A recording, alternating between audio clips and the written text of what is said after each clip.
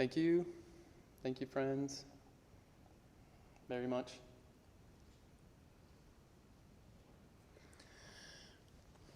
It's always a celebration to come together, to reflect on the Dharma, to practice the Dharma together. And so when we really connect to the lineage and we ask the turning of the wheel of Dharma, we're actually asking ourselves to show up. Like, may my mind and my heart be available to connect to the Dharma right now. So that's really kind of what we're asking. May I become receptive to be influenced by the truth of goodness, the truth of the nature, the truth of love and compassion and wisdom. So we're really trying to become very vulnerable, very flexibly receptive to the truth of interdependence of the Dharma.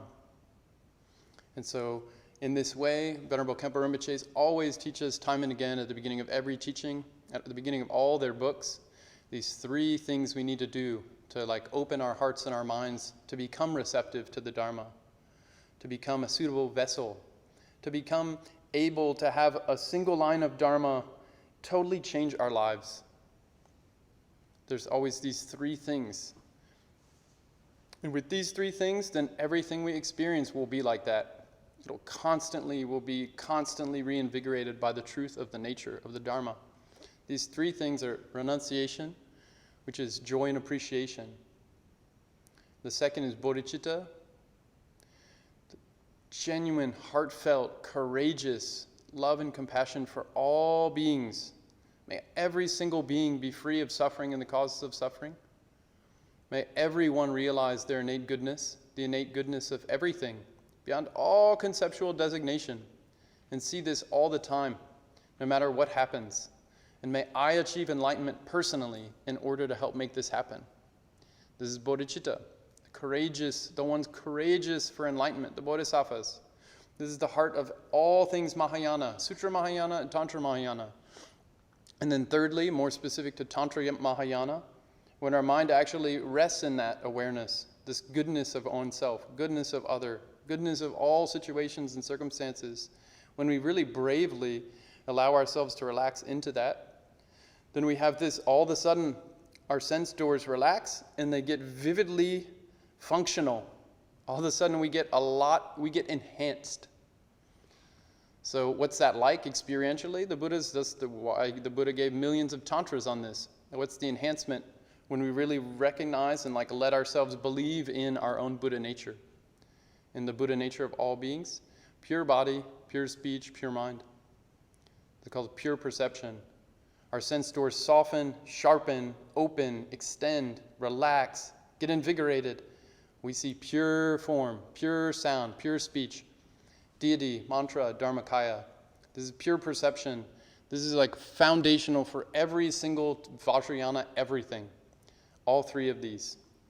So at the beginning of any session, when we study, contemplate, meditate, we really try to vividly make this a living reality, not just a belief that we have that idea, I'm a good Buddhist, so I'll believe these things. Instead, we actually try to be a Buddha now, actually connect to our Buddha nature now. And how do we do that? These three ways. Bring up a surging wave of gratitude. How many things we have that are totally in our favor right now.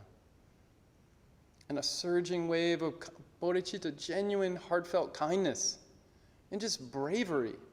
No matter what happens, no matter what it takes, I will stay to help every single being become free of suffering. And then thirdly, there's not really some big fire to put out. That's actually not true. Things are inherently good. So that's a very brave view. It's pure perception. All the nightmares, they're all dreams. They're like dreams. So we try to courageously allow ourselves to wake up, be in a non-dreaming mode, be in a fully wakeful way, to be awakened, right now. In this moment, then we're these three things and try to turn on, activate, make a living experience right now.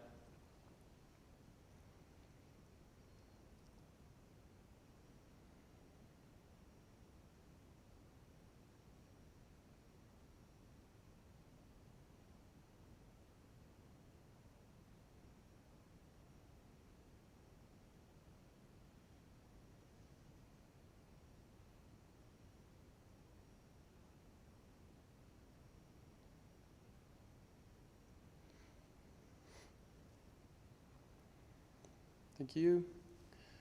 So if we do these three things, then everything becomes a Dharma. And all the 84,000 teachings of the Buddha, they're all just oriented towards helping us make these three things be a living experience. Joy and appreciation, Bodhichitta, and pure perception. These are three essential aspects of what it means to be enlightened, to be awakened. That's what the Buddha said. That's what Guru Rinpoche taught. All these masters, all the way to our very own teachers, Venerable Khenpo Tsewang Dongyal Rinpoche, Venerable Khenpo Tsewang Dongyal Rinpoche. So whatever it takes, whatever is a skillful way for us to just remember and actually let the fullness of each of these points kind of resonate and transform ourselves, then that means we're actually living Dharma. And not just kind of, acting Dharma or pretending Dharma or kind of feel like if I'm, all the ways that we cannot really let it sink in. But when we really let it touch us, the Dharma is a living experience. These 3 points is everything we need. And so then there's really countless ways to reactivate this, because then nature is a field of infinite interdependence. So all these things are just helping us remember, hey, you're interdependent. Hey, you're a part of this too. There's no fixed, stuck part. Everything's going to be something actually designed to wake us up. And then it's really a question of how receptive am I to receiving that wave as a reminder of Dharma. So there's a million ways we can unpack this. And today, the topic that I thought of the other day, just as a personal exploration, and then I just kind of share vocally, as a nobody, speaking to a camera with a room of lovely beings, but into the internet land that goes into who knows where for how long. So the topic for today, to echo out forever into infinity in digital world space, is Transcendental Wisdom Rainbow Body. How to be uncompromising and flexible at the same time. Transcendental Wisdom Rainbow Body. How to be uncompromising and flexible at the same time. So I've set the bar really high and said, let's see if I can jump off into that. More, it's like a giant cliff, and I get to jump off of it, and you get to all watch me fall and splat. So maybe we'll fly for a minute during the fall. Hopefully, the wind will boost us a little bit. There's so many ways to talk about this topic, and I find it to be a very special topic, because in Buddhism, all these teachings in Sutra and Tantra, they all point, we have to come to certainty wisdom about the truth of the Dharma. It's called, in this clear mirror, I just was a friend of mine here, a Sangha member here.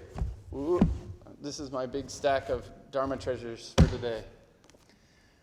Just mention something. We pulled a bibliomancy quote, randomly pull a Dharma book, Clear Mirror, Dudjom Lingpa's secret biography.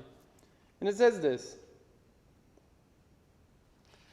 once you apprehend the incisive certainty from deep within that all phenomena of cyclic existence and enlightenment never transcend the nature of space, that is called pure space. So this is a random book page pull for today. Incisive certainty, certainty wisdom, noshe, or this certainty, unwavering conviction in the truth. Okay? Uncompromising. All these teachings are trying, no matter what happens to us in any situation, even the most challenging, difficult situations, we have an unwavering certainty, an incisive certainty or conviction. This is true. That's where we're aiming with the Dharma, to have unwavering certainty. That's really clear in the teachings. But then the question is, what does that mean? Certainty or certain conviction, an unwavering conviction. In what? And then we get the classic Buddhist answer. It depends. It's interdependent. And so this is how I thought to explore this topic. Where we're trying to get to is transcendental wisdom rainbow body. All the highest teachings, they say that's the peak. That's the peak sign that we have attained full enlightenment. Not small enlightenment, medium enlightenment, big enlightenment. Not arhathood, bodhisattva bhumihood. Full unsurpassed enlightenment. Two omnisciences. Every single relative position of phenomena happening simultaneously without omission throughout the 3 times in the 10 directions. That's relative omniscience.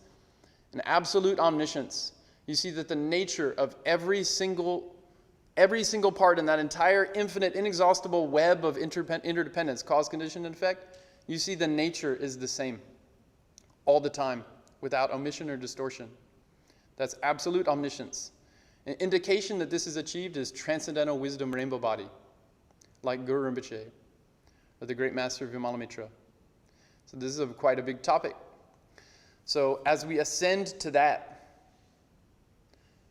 unsurpassed enlightenment, that's what we're aiming to do. Bodhichitta, may I achieve unsurpassed enlightenment in order to serve all beings the exactly perfect way, so I can help them achieve unsurpassed enlightenment.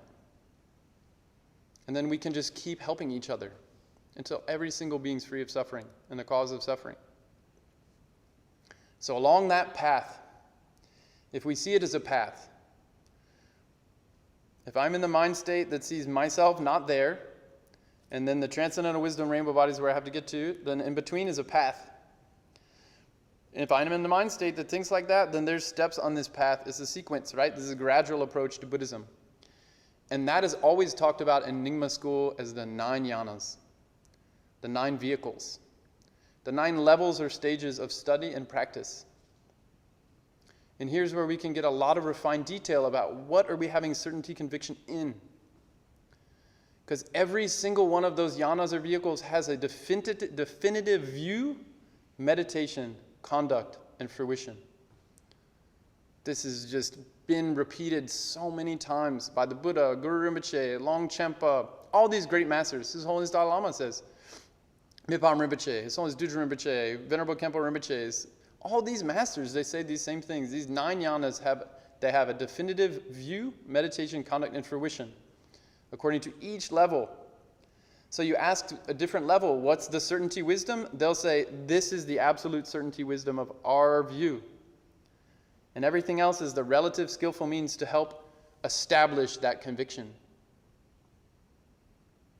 That's true for Yana 1, Travaka Yana. They have a definitive certainty conviction they're trying to achieve. Uncompromising. No matter what happens, this is the absolute truth. It's called definitive teaching of the Buddha, compared with the provisional or interpretable teaching of the Buddha. So one is the final teaching, undistorted final teaching, and the other is all the skillful means, the supportive networks, the circumstances that help us boost to see that for ourselves as a visceral, complete, embodied, full experience of the truth of that. It's called provisional. So this is centuries of debate on what is provisional and what's definitive. What should I really be uncompromising about? And what should I be flexible about? What's a skillful means? What's a wisdom? What's relative? What's absolute? This is a very big topic in Buddhism, between Buddhists, between lineages, between schools, within schools, a debate, which means an active inquiry. Doesn't mean a fight or a war. It means an exploration. Buddhism is a path of internal self-revelation. We're disclosing more truth to ourselves with every step, with every moment. That's what Bodhichitta does. We reveal more of our Buddha nature, more of our self-cognizant, pristine awareness, wisdom turns on, shines, it's not blocked. More truth becomes apparent to myself, to my mind, my own mind.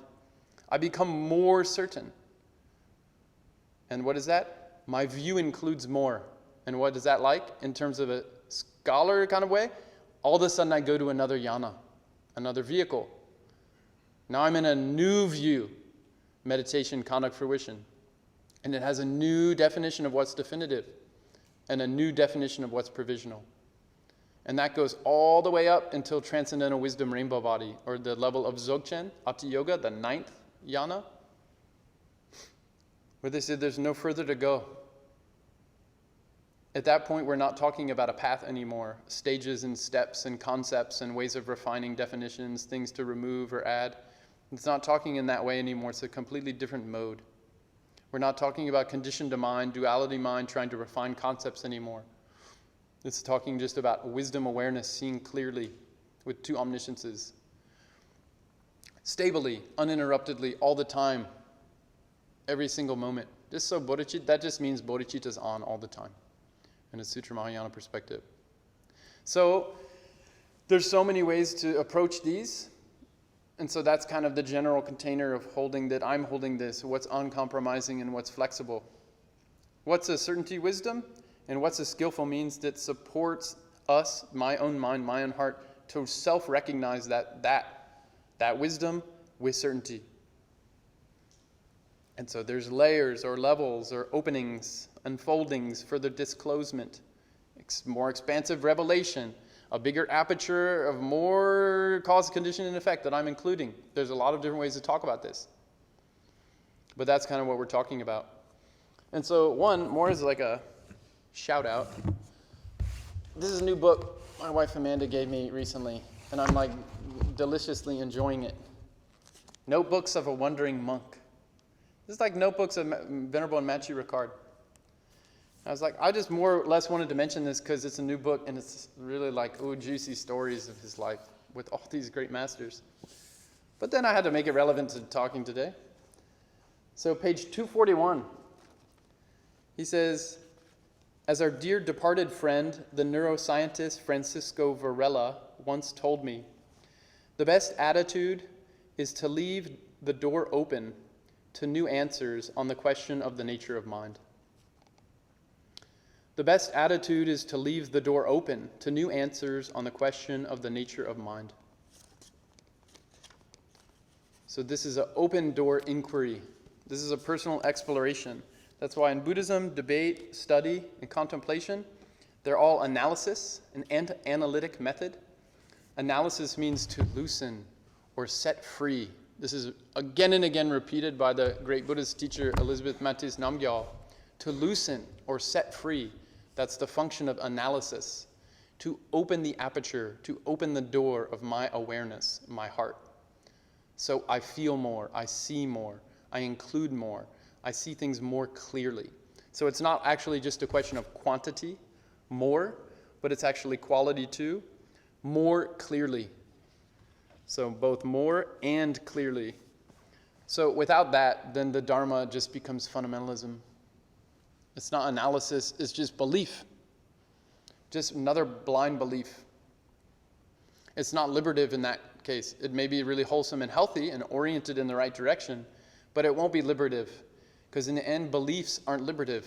Just holding on to an idea is not liberative. It's just having a concept. Study is really important. Having good concepts, refining concepts is crucially important. But the main point is to go beyond the limits of conceptual frameworks. That's called wisdom or jhana or prajna, it depends. But to have wisdom is a lived experience, the definitive experience of wisdom. That's where we're kind of aiming towards.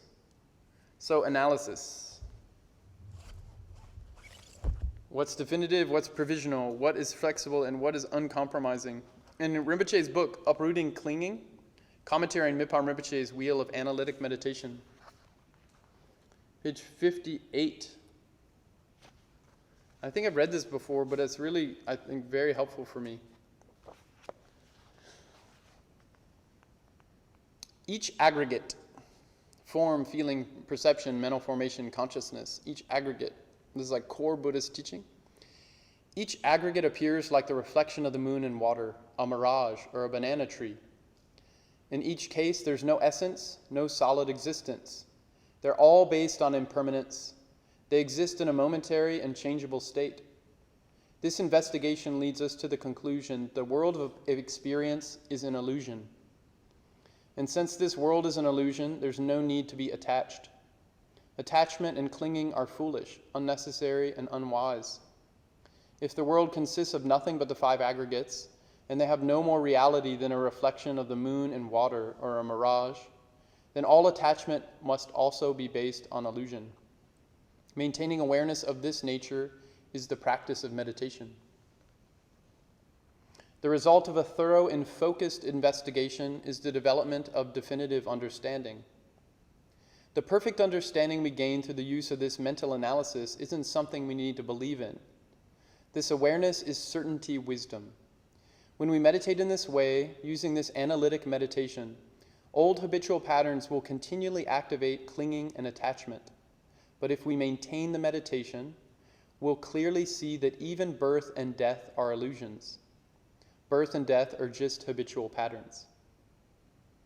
The continued application of this analytic meditation will eventually lead us to discover the transcendental wisdom rainbow body, or Jalu, that is beyond habitual patterns.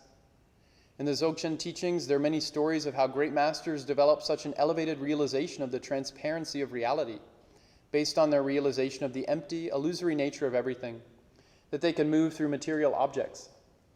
They could do this because they had actualized the true nature and thoroughly realized how apparent reality is constructed.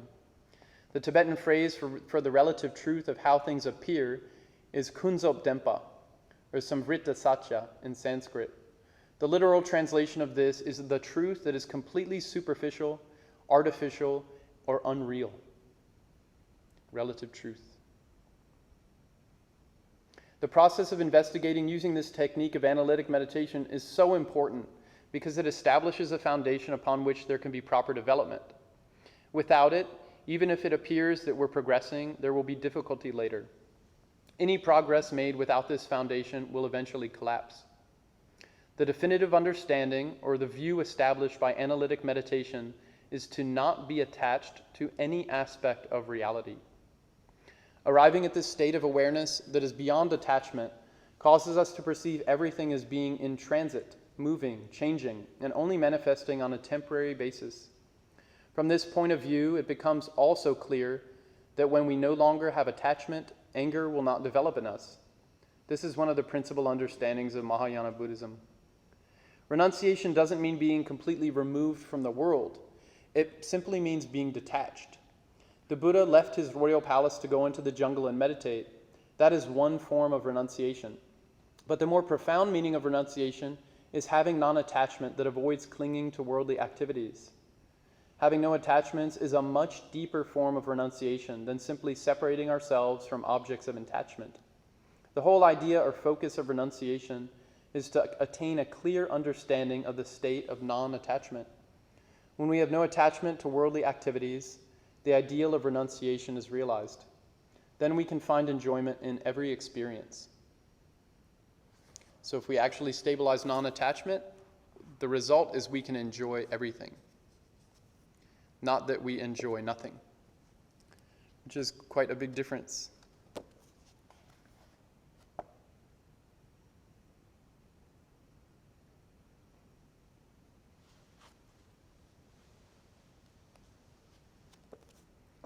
This is so deep.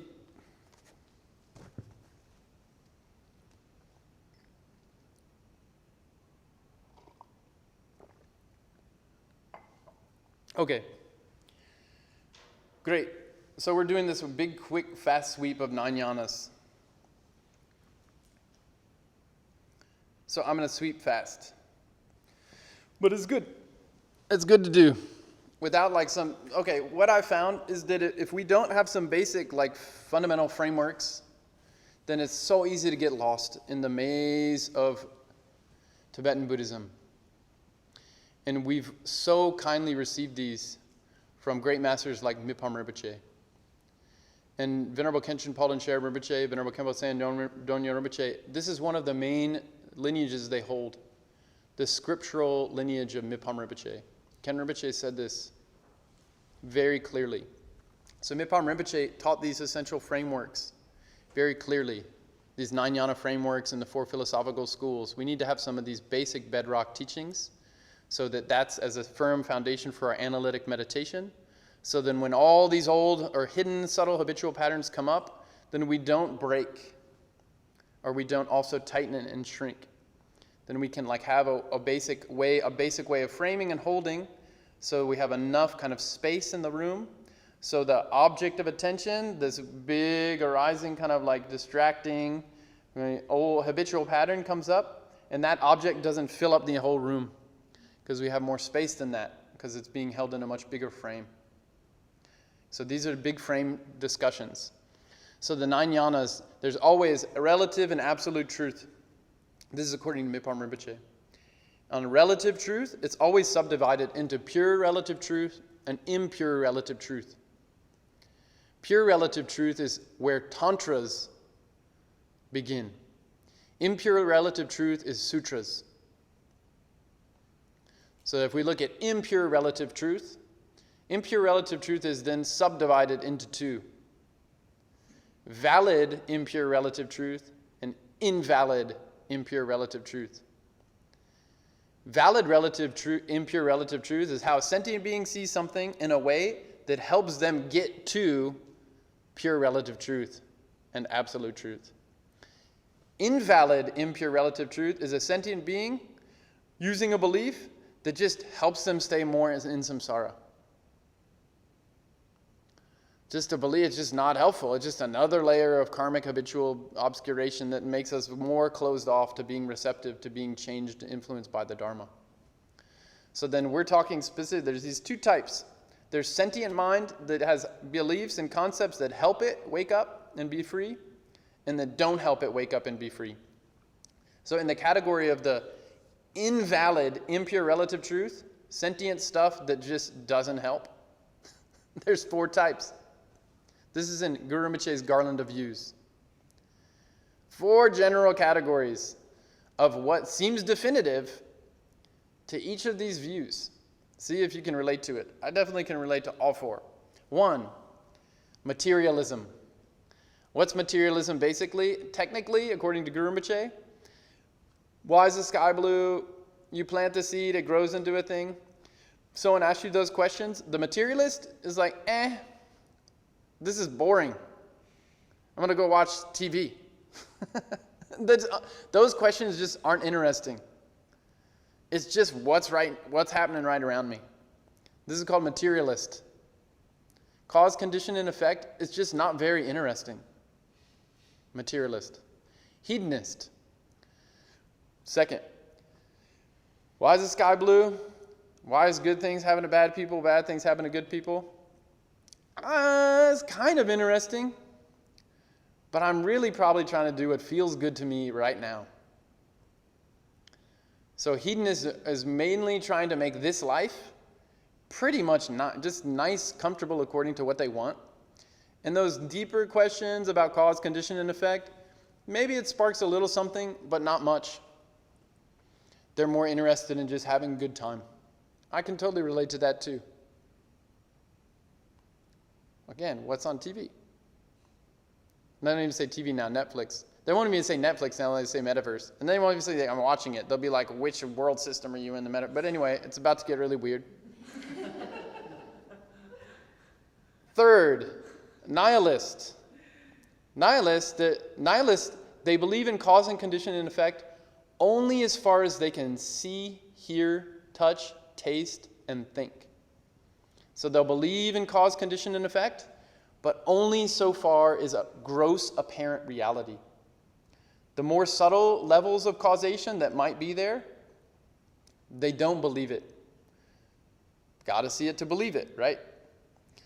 Their seeing is a very specific range of things. There's all kinds of things. The great Master Dzogchen Khyentse Rinpoche often talks about this as rationalism, empiricism. We talk about this as modernism, the European Age of Enlightenment. There's all kinds of different ways. Some people just call it science, as if that's not talking about it as a religion, because which science? There's a lot of sciences, and they've changed. Almost every science before this century has been wrong. And it's going to be the same with this science right now, in a sense. So yeah, empiricism, rationalism, what my cognitive sense doors, how far they go. Beyond that, not interested. Or I have certainty conviction that it's not true, it's wrong, it doesn't exist, it's a baby belief, it's superstition, whatever, you insert your rationalization. So that's called nihilist. Tinley Norbu Rinpoche talks about this a lot in White Sail. The fourth one is eternalist. So you have a subtler apprehension or kind of appreciation for cause, condition, and effect. But when the deeper questions come, like where did this all come from? What is the meaning of life? What happens after we die? These are subtle things you can't just see in a telescope. Even with logic, there's different logic systems, and they'll have different ways of engaging that inquiry, and they'll come to different conclusions. So the eternalist, they always answer those deeper, subtle, quiet, really less apparent questions. They answer it according to their belief system. Where did this come from? Insert your belief system answer. Where do we go after we die? Insert belief system answer. Okay? So they believe in cause, condition, and effect up to a point, but when you really get down to subtle cause, they insert a belief. When you get into subtle cause, they insert an effect. So at the end, they say, you just have to have faith. Right? And so what's the difference between that faith and certainty wisdom? That's where, as a Buddhist, we need to be really careful that I'm not being a fundamentalist Buddhist. I'm actually being an active, living Dharma Buddhist practitioner. Really trying to see for myself, learn the teachings, and see the chain of cause, condition, and effect. Because that's what defines Buddhism. A full range exploration of cause, condition, and effect. All the way back, beginning, end, wide, small, micro, meso, macro, like the whole range of interdependence. That's the field of play of Buddhism. And so here we get into valid, impure relative truth. And what constitutes valid, impure relative truth? In Buddhist terms, it's a path of liberation. A view is considered valid if it leads you towards liberation, freedom from suffering and the causes of suffering. That's what considered valid. So it's leading me towards absolute truth. You could talk about it like that. And all the different yanas, they would talk about it like that. It's leading to absolute truth or ultimate realization, how things are, not just how they appear. Not just relatively how they appear, ultimately how are they definitively when seen in an unmistaken way. So this is valid, impure, relative truth. How sentient beings see things when they're on a path, using frameworks, concepts, study, contemplation, to directly experience and fully integrate wisdom, which is liberative. So then the wisdom in that context is what is definitive or what we can't compromise. But as I said before, each yana or vehicle has a different answer to what is the definitive wisdom. And so here now we're in Buddhism. Then there's 9 of these. 9 answers of what is provisional, what's definitive. What do we not compromise? What do we be flexible on? So this is how Buddhism is very non-dogmatic. Buddhism is self-composting. In the end, the system dismantles itself. But we shouldn't dismantle the system too early. Because if we're still on the path and we need more steps and we think we're at the goal, but we're actually on the path, then all of a sudden we can get in a position where we have no more steps, but we're not at the goal. And that's really a hard place to get out of. Because we think we're there and enlightened, maybe, but we're not really there. So Maitreya said, of all the desires we give up, of all the concepts we give up, the goal and desire for enlightenment is the final one we stop believing in. It's the last one, not the first. If we give up enlightenment as a goal early and we're not enlightened, then our path gets really wonky hard. It's basically a pathless path that we can't change anything about ourselves, but we're still really deluded. So then that's really hard to undo that.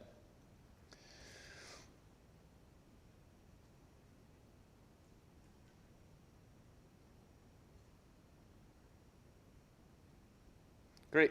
So here's another new book. Myoparm Rinpoche, Gesar book. And this is a foreword by Dzogchen Khenpo Rinpoche. And it's a foreword, so it doesn't require transmission. Great, by Dzogchen Khenpo Rinpoche. Human beings, with all of their confusions, delusions, and self-righteous moralizing, have relied to some extent on empirical research from time immemorial. Today, empiricism is the norm. If a phenomena cannot be validated or legitimized by reputable academics, perhaps at Oxbridge or Ivy League University, it is labeled with a carefully crafted literary term like magical realism or legend, and relegated to a pile of quaint, old-fashioned, archaic beliefs. If it is validated, if a famous academic or scientific institution gives it their seal of approval, everyone else feels safer about using it and won't feel embarrassed about sharing it with others. But no matter what tools are applied during the process of legitimization, an experiencer, enjoyer, decider is a must. And the rather vague term we use to describe that experiencer is mind. Curiously, empiricists don't appear to have noticed that no matter where mind is, with a shaman in a remote jungle in Peru, or a nerdy scientist in a Cambridge lab, mind is necessarily an unstable, conditioned phenomena that falls victim to causes and conditions at the drop of a hat. All it takes is an impatient word from a disgruntled spouse over breakfast, or the wrong choice of salad dressing at lunch, and mind flip-flops from happy to sad, kind to cruel, easygoing to outraged. Yesterday, I was on the phone, and I didn't have like a headset phone. I had a phone, and I put the phone, and I was like this with the phone, talking on the phone for way too long because I had to write. And I went to stand up after that, and I almost fell over. And for the whole rest of the night, I had vertigo. And I just had to go to sleep. It was couldn't stand upright. Literally, just my head was like that for too long, and all of a sudden, I can't even stand. Such influenceable, conditioned, the puny little, so fragile being. I'm so fragile. It's just like moving the body in a position for a little bit, and then I can't even walk. We're so influenceable. Oh, I can't have my coffee in the morning. Oh, how will I have my day? I can't, I eat too much. Oh, it's so, okay, so that just means such a victim. It's so easy to be a victim. Anyway, so that just means my sense of definitive what is true, what is uncompromising, is really weak. Because if all of a sudden it's all falling apart and I freak out, then I don't have any definitive or uncompromising. There's no ground I can rely on. I'm just reacting. And so Buddhism is designed to not just be in a reactive mode all the time. Because then we're just anything that comes in front of us, it's just like a kid, like a little kid. We have no self-agency, no autonomy. Then how are we going to be courageous to help all beings be free of suffering? We've seen a little glimpse of the horrors of samsara right now. We're using all these really luxurious technologies in a warm room with full bellies and all that. We have no idea what the horrors of samsara are like. I don't. All these hell realms and things, it's like, if we had a glimpse of them, we would just be shattered into 1,000 pieces like Buddha Chenrezig. But we don't. I get upset if my coffee's not hot enough. Very weak mind. My mind's very weak. So that's why the path is really important, because liberation is just not talk. Doesn't really do much to just have a patchy, they call it patchy realization, sometimes a rainbow mouth. Doesn't help to just patch on an idea of liberation on a belief system that's totally corrupt. It's just window dressing. It doesn't really do anything when the times get tough. It just falls off. That's why we need a certainty conviction. When the times get tough, these times are getting tough. They're getting tougher. They're going to get a lot tougher. There's a kind of very visceral experience I think more people are having, that the opportunity to prepare for emergency is shrinking.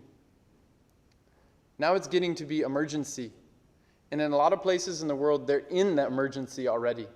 Their prep time's over. In so-called first world industrialized places, we're just scared that that'll happen to us. A lot of these countries, it's always been like that. They're already post-apocalyptic. All these indigenous, look at the Tibetans.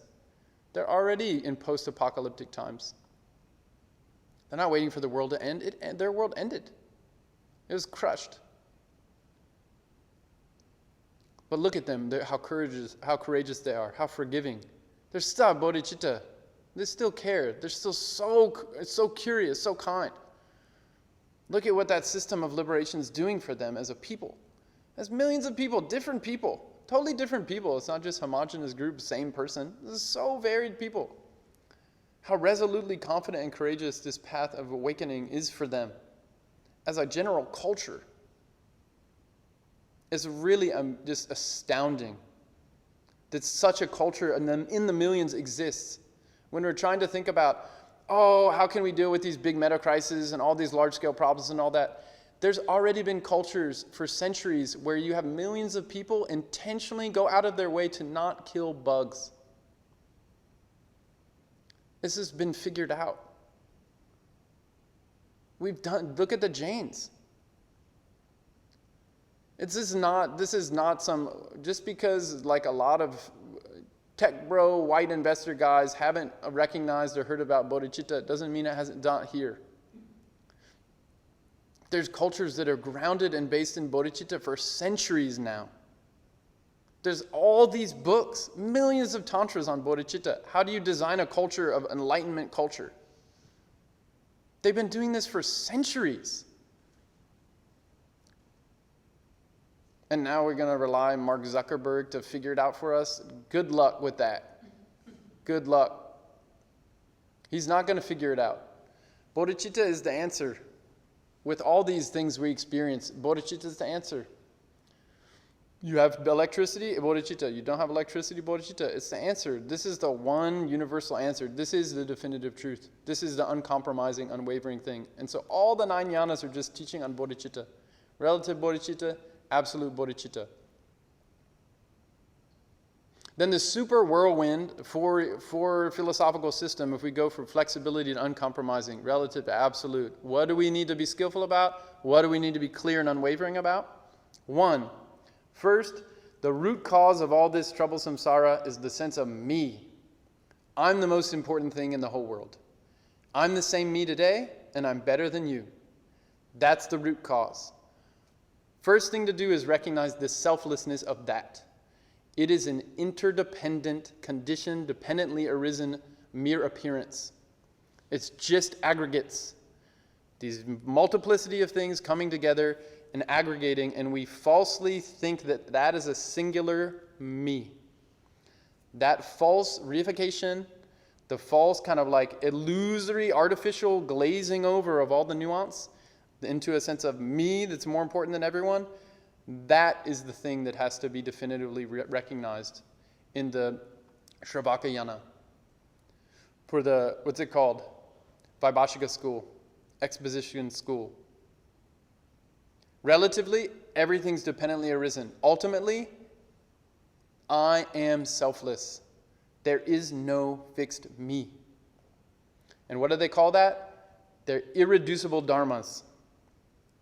Teeny, teeny, teeny, tiny partless particles of mind, space, and time. That's their definitive or ultimate uncompromising position. They believe in these partless particles. What current modern science is looking for, a theory of everything, an irreducible theory of everything. So this is the Buddhist version of that in the Vaibhashika school. There's micro, teeny, tiny, irreducible. You cannot break them further, unbreakable. Partless particles of time, space, and mind. This is the ultimate uncompromising view in Shravakayana for the exposition school. So then, okay, I believe that, but say I don't believe that. Why? And that's what I've failed to say so far, and then I'm going to wrap this up and we'll go practice. Why? Why would I look at that view further? Why wouldn't I just stop and be like, that is a sophisticated view? If I got the Nobel Prize for actually finding the theory of everything that unites strong, weak nuclear force with gravity and electromagnetism, I feel like I would probably just chill after that. I wouldn't look further. That's like what no one in that range of scientific endeavor has ever come across. Like, that would be a good life's work. But so why to go further? More? Is there more definitive? And that's the drive of Sutra Mahayana. What serves? Does that help all beings be free of suffering? It might help some. It might help a lot. But does it help all? And so I have to keep looking. What serves better? What serves now? What is helpful now? That's the drive that leads an uncompromising certainty to open to see its contextualization. That it too is a conceptual view that's held in place by beliefs. That's how a definitive understanding of one yana opens into become a provisional truth in the next yana. So why would I do that? Irreducible particles of time, space, and mind. How would I do that? The next level of philosophical school says, that sounds good, but how would I know it? Because they fundamentally posit mind and body, material and non-material, as two separate things. They're different in kind. So how could they ever interact? So what you get in that view is there are these particular things, these irreducible kind of partless particles of time, space, and mind. But all we ever see of it is a mental, conceptual map that maps onto it. So all we ever have direct contact with is our idea of what's actually ultimately true. We never have direct contact with what's actually irreducibly true. So it's a representational theory of mind, correspondence theory of mind. All we ever engage with is our mapping of this irreducible ultimate reality that's essentially not material. It's material and there's not material. So not material can interface with the not material, the material can interface with the not material. So there's always like this kind of like corresponding thing where they can't exactly touch because they're different in kind. That's the idea. So then mind-only school, the next one comes and says, but how do we know that's true? And what they say is, it's not true. That's not definitive, it's provisional. What's definitively true in mind-only school Chittamatra is, it's only mind. You have a mental idea of mental expression. It's just mental stuff. So they say there's three kinds: imaginary, dependent arisen, and true nature. These are all bedrock Buddhist frameworks that Rinpoches have taught so many times, that all these masters teach, that all these Shedras teach, that even if we're not going to become a scholar, we should know this stuff basically. Because this is like synthesizing something in it's like a 20-minute TED Talk instead of 10 years of becoming a Khenpo or a Khenmo. This is a really super condensed cartoon version. So there's illusory, or the imaginary, kunzo, the kuntag, zhenwang, lundrup. Kuntag is imaginary.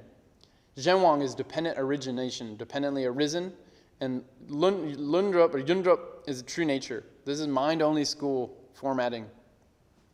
Imaginary is things like me.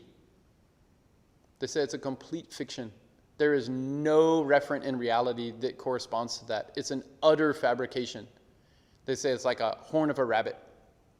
They also give examples like table, house. It's all imaginary. All this stuff we think is we're so worried about. Say it actually doesn't even point to anything that's there.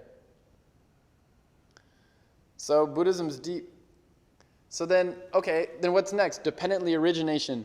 They say that's actually what's there that's interacting in pattern sequences of cause, condition, and effect. Okay, so then there's impure relative truth, pure relative truth. So that's something that can be either way. And pause that. And then there's true nature. True nature is, how does the mind see dependent origination, the dependent part, without mistake? So they believe there is a non-dual mind that sees that clearly without mistake. And so it's only mind experiencing itself, and some of what mind creates is utter fiction. And some of what mind creates is actual patterns of interactivity. And the mind that sees the patterns of interactivity without any error is called true nature or non-dual mind. This is mind-only school. Then middle way Nyamaka, they say that's provisional. That's just an idea. It's just a belief. It's just dogma. Show me true nature mind. Show me, where is it? Find it. Which part of the body, which part of the mind, where, what's its shape, size, color? If it's a thing there, like, to show me. I want proof, So middle way Nyamaka says that the definitive understanding of middle way Nyamaka view is empty of inherent existence. That's uncompromising view. Relatively, everything is dependently originating. Everything. There's no ground. There's no birth, no death, no. That's why they say the three liberations: empty cause, empty result, empty no characteristics. There's so many teachings on this. In general, it's called emptiness, lack of inherent existence. Then the other kind of way to talk about middle way Madhyamaka school is beyond conceptual designation. Not designated by anything, even to say it's empty. We're not designating it, a type of being or a quality it has of being empty. We're not in a mind that designates like that. They call it wisdom mind. They actually don't call it anything, like Prasankika Madhyamaka. They just refute any kind of option you put on the table because they don't establish any position. Their definitive kind of view is no view, because they show how every view includes a fundamental contradiction or absurdity. All concepts are self-contradictory if you look closely enough. If you analyze and loosen them, open them enough, they self-destruct. Concepts, they only go so far. So this becomes the bedrock of Tantra. Emptiness, this is called second turning or rangtong, empty of self-fixation or self-identity or conceptual designation. Empty of that. That's called a thorough selflessness of self and other. So then this is the basis of Tantra. So now this is third yana. So this, all that we've talked about. The Vaibhashika school, Swatrantika school, mind-only school, middle way Madhyamaka, that's the first three yanas in Nyingma Buddhism. First three vehicles. Yana 4, 5, 6, 7, 8, 9, that's all Tantra. So that's what this Dudjom Tersar Ngondro, this is assuming we know this stuff. Like when we do Dudjom Tersar Ngondro. Like these are bedrock things. It's assuming we kind of get some degree of usefulness. Why? Because we're trying to get more and more kind of clear on what serves. Serves to do what? Liberate self, liberate other. Liberate myself from that false imaginary sense of a me being the most important thing in the world. And liberate other, like what are the skillful means that support, like really help someone else kind of lift the burden of them having that mistaken view too. And the most skillful, subtle, accurate, like really supportive, uplifting ways possible. That's like actually effective, skillful means. But here, I'll mention this one thing, then we'll go into the practice.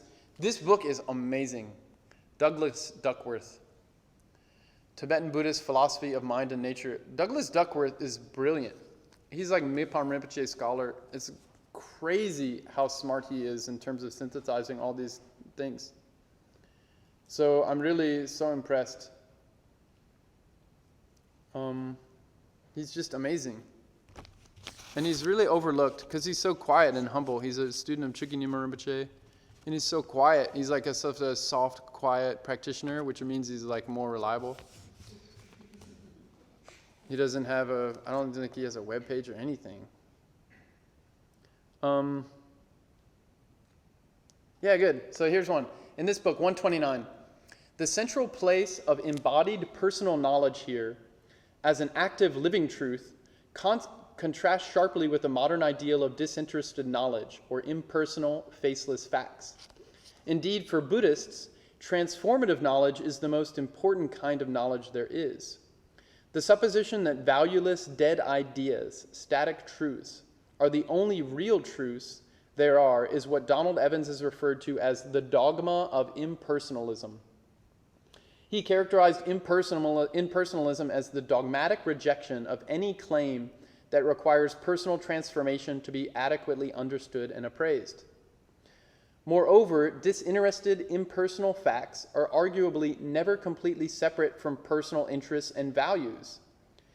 An implication of this is there can be no real distinction between facts and values, nor between domains of ontology and ethics. And this is as true for the orientation of science as it is for Buddhism. So the simple way to say this, and this is a big old philosophy book that's actually really easy to read compared to most philosophy in my experience, is that everything, like anything what's of most value is wisdom, and wisdom to get there is you have to undergo a process of transformation. And transformation means I totally have to put my own ideas and beliefs and values on the line to be changed and interpreted and basically seen if they're true or not. And that means I have to fully engage it as a subjective, intersubjective, objective, interobjective experience. This is a full-on investigation, not just the empirical, objective part of it, but the full-on experience of a lived reality as a person in a world with moving stuff. So it has to be transformative. And then here, because otherwise wisdom doesn't happen, it's just belief. That's just study, contemplation. Belief is just study and contemplation, not liberative. Prajna, or wisdom, is actually transformative. And here there's one other thing, again by Duckworth, and this is so awesome. This is where he gets to Tantra, and then we'll go to practice Tantra. This is from his book. This is a book, I just excerpted it. So this is in Douglas Duckworth, Jamgang Mipham, His Life and Times. This book is so amazing. From 2011, it's now getting old too. It's really, really good, and I excerpted it here. He's talking about what Tantra is. So here we've gotten all the way to emptiness of self and others. Now we're saying, well, what's next? This is third turning, where we establish Buddha nature as the definitive, uncompromising position. Everything else is a skillful, flexible means to get to that level of position, that level of kind of nuance or flexibility. So here he talks about this. This is awesome, and then we'll go to practice. Enigma, let me make sure this is the right one. Yeah, okay, this is wild. Enigma presentations of philosophical systems, which we did just a minute ago, and it was really clunky and bad. Enigma presentations of philosophical systems, the view does not culminate in the consequent school of the middle way, but ascends through the tantras. Another character of the Nyingma tradition is to present internal distinctions with the views of different tantras. In the same way that a hierarchy of 4 philosophical systems in sutra, the Great Exposition School, Sutra School, Mind Only, and Middle Way, in the same way that this hierarchy is represented as an ascending scale, with each level transcending the limitations of the previous one, the hierarchy of views extends through the tantras. Thus, Tantra is treated as the next paradigm that resolves the shortcomings of the preceding level, which is the consequent school, while incorporating its insight. In this way, Tantra marks a distinct philosophical horizon for the Nyingma tradition. And here's where it gets really good. In Mipham's works, the hierarchy of views of the 4 philosophical systems appears to be based on an internal principle of emptiness as ineffability. The higher the view, the more increasingly ineffable reality is acknowledged to be. In this way, he presents the philosophical systems of the causal vehicle of sutra as a hierarchy based on the empty quality of reality. The higher the view, the more comprehensive the representation of emptiness. The 4 philosophical systems thus primarily reflect an analytic approach. The increasingly eminent purity of reality, however, seems to be the internal logic guiding the hierarchy of views within the resultant vehicle of Tantra. As such, Tantra's hierarchy is oriented more towards an experiential dimension rather than an analytical one. In the context of the 4 or 6 classes of Tantras, we can see how the hierarchy shifts from the principle of increasing transcendence, emptiness, as it is in Sutra, to the principle of eminence or immanence, That is, the higher the view, the more wisdom becomes an immanent reality. Mipam generally distinguishes the hierarchy of all the Buddhist teachings in both the philosophical systems of sutra and the causal vehicle, and the classes of tantra and the resultant vehicle, based on a hierarchy of gradual to sudden. That is, the higher the view, the more sudden the process of realization. So this is cool. The sutra view is an ascending hierarchy of seeing emptiness more fully. The Tantra then takes that up as an ascending hierarchy of seeing the purity of relative reality more fully. So instead of just saying it's empty of being fixated or stuck, then that gets to middle way school, and on top of that, in addition to that, what happens once we're not stuck in fixation? The eminent purity of experience starts becoming self-evident to ourselves. And what's that called? Pure body, pure speech, pure mind. And so the ascending bhumi paths, like when we get into Tantra practice of bhumis, all of a sudden it's talking about deity, mantra, and dharmakaya, whereas in the sutra, they're not talking about that. They're just more pointing towards the empty quality of experience. The Tantras then, based on the empty quality of experience, open the eminent realization of the purity of all phenomena. So that's why in Kriya Tantra, you get a pure deity that you line up with through all these practices, and that you get blessed, and then you become pure.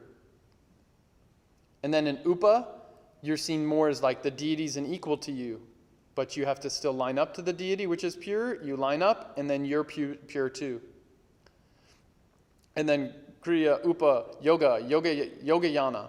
Then it's doing a view where it's pure, more like friends.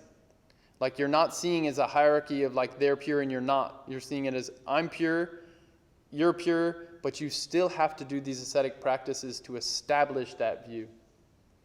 Then you get to inner tantras, Mahayoga, Anuyoga, Atha Yoga. Mahayoga says it's all pure.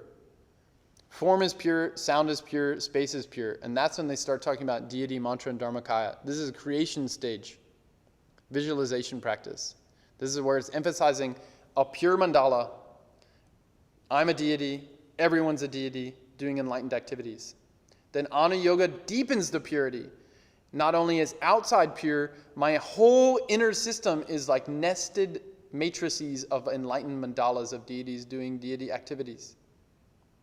Then in addition to that, Dzogchen says, don't use any method to establish that view. Because that Anuyoga is completion stage with characteristics. You're using supports like Sa, Long, Tumo. These certain things, you're using these very rapid, skillful means supports to activate the realization of outer purity and inner purity. So this is the eminent purity becoming more self-evident. Dzogchen says, don't use those supports. It's an effortless path. You recognize non-conceptual wisdom awareness as the path. So this is the highest resultant vehicle. And then you allow that recognition, the total sudden view, that everything's already accomplished, to just naturally manifest itself. They call it the path of liberation, self-liberation. It undoes itself. It kind of shows its own effulgence or whatever, its nature by itself without you having to do anything.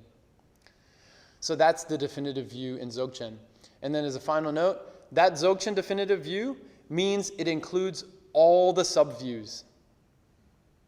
Why? Because what serves best? It's not just self-liberation, it's other liberation. So Dzogchen includes all of the other methods and view, meditation, conduct, fruition. It includes all of them. And it always activates its responsiveness based on what's helpful. What's helpful for me to wake up, what's helpful for the other to wake up. And it does that seamlessly, effortlessly, they call it spontaneously. And then it activates that view, meditation, conduct, fruition, held within an effortless responsiveness. So then you get a great completion, great perfection. So it's not effortless and all the gradual stuff's bad. Effortless and all the gradual stuff is done effortlessly. So then it becomes a fully inclusive view as a lived experience instead of a cognitive way to talk yourself out of having to do any work on the path, which isn't a path. It's just called samsara. And then it's like the worst kind of possible position you can be in, samsara. Anyway, for all the things I've said before about it. So that's the basic thing about how Buddhism isn't dogmatic when it's done properly. Because it's a self-composting system. Like, what is uncompromising? It depends on what helps. What helps my mind wake up? What helps your mind wake up? What helps the context be more flourishing and nutritious for beings to naturally wake up, for Bodhichitta to shine on? What helps do that? That's the definitive position in this context. And anything that supports that I can be flexible with. Anything and everything. So that's where you get Transcendental Wisdom Rainbow Body. Transcendental Wisdom Rainbow Body is where there's no longer a sense of fixation of any position being held. All you are is a seamless responsivity. Like, all you do is seamlessly sync up with large webs of interactivity in whatever way is helpful, as medicine, as a bridge, as a boat, as a mantra, as silence, as a nice memory, as a breeze, as anything. And all the habitual patterns of mind, body, speech that we've reified over countless time, that's all loosened with analysis and actual transformative practice, so that it's dissolved into its pure, natural, energetic responsiveness as Buddha nature. And so all it does is that's rainbow body, Jalu. That's why Guru Rinpoche can appear in any form, in any time. That's why when we recite the 7-line prayer, they say, that is Guru Rinpoche. Or we visualize Guru Rinpoche, that is Guru Rinpoche. Or we look at our hand, that is Guru Rinpoche. Or you listen to someone babble on and on again, that's Guru Rinpoche. It's all Guru Rinpoche. This is the absolute definitive view from this highest yoga, tantra, from Dzogchen. Everything is Guru Rinpoche. Outside is Guru Rinpoche. Inside is Guru Rinpoche. Secret's Guru Rinpoche. Ultimate's Guru Rinpoche. It's all Guru Rinpoche. And so then that you can say is all the Guru. And so then that's why we use one teacher as a guru to help us see that. It's easier using that with one person who's so primed to be accomplished in study practice. So we use them because they really will help us see that in them. Then they'll help us see that in me. Then they'll help us see that in everything. And that's called Dzogchen. That this has always been the guru.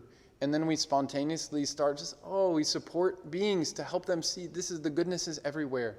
This is pure relative truth in union with great equality. So I hope that's helpful. I said a lot of things. Then we can flash on just kind of any experience is kind of like any of that's helpful. We'll flash that on now in Dudjom Tersar practice. We'll go right to the beginning of it and we'll recite the 7-line prayer once. So I know I said a lot, so I knew I was going to have to rip through a bunch of stuff. But I appreciate everyone's kind of patience. Hope it was helpful. And may AI synthesize this as a part of its Bodhichitta endeavor for all beings to wake up from suffering, the cause of suffering, please.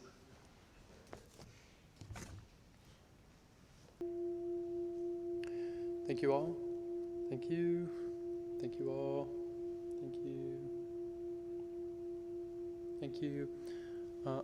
Quick final statement, if I could, on this kind of relationship between what is uncompromising, what's definitive, and then also what we have to be flexible about, what's relative, what's skillful.